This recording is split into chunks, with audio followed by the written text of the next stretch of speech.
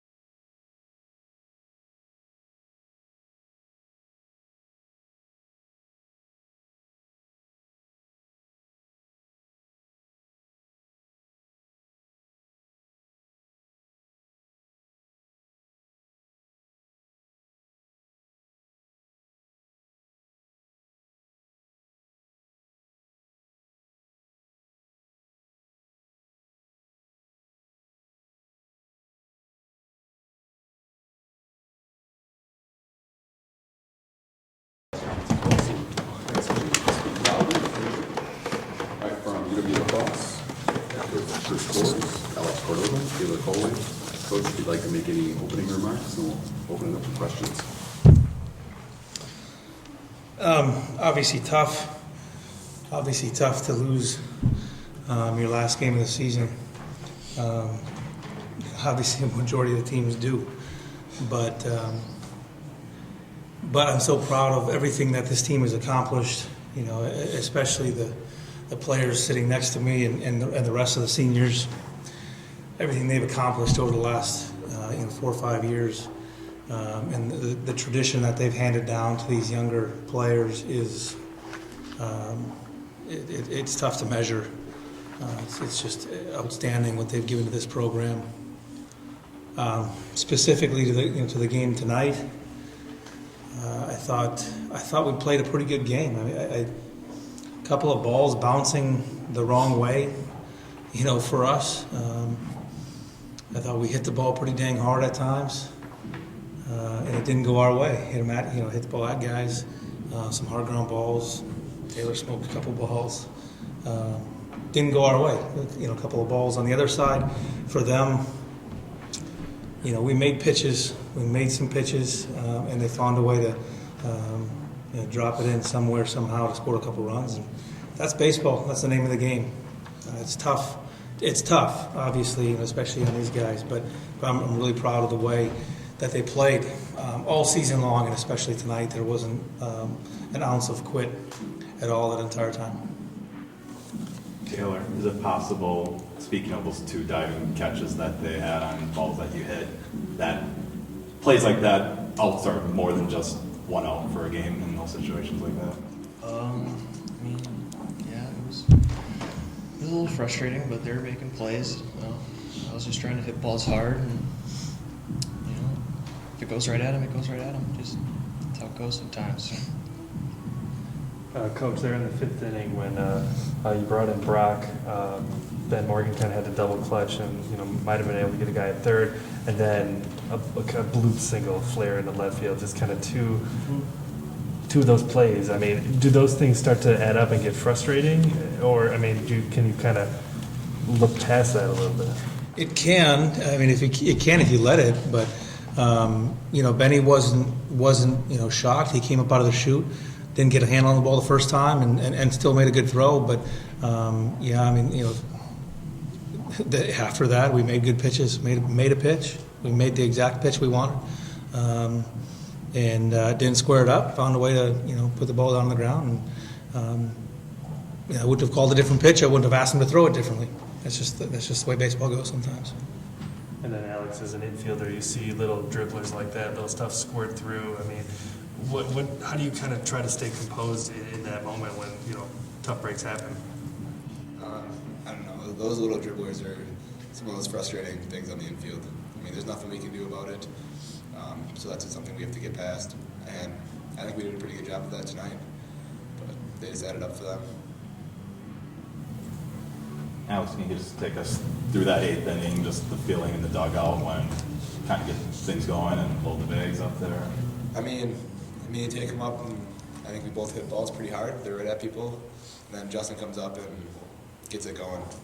Just Justin doing what he does, hitting the ball hard, and just bringing life back to the dugout. And then after that, people just started getting hit after hit, just like we've always said, hitting's contagious, and it was just not quite enough. Coach, what do you think you're going to tell people about these seniors down the road, especially the guy sitting on your right? I mean, obviously you're going to get to brag about it a little bit, but have you, thought about how you're going to kind of remember this group of guys?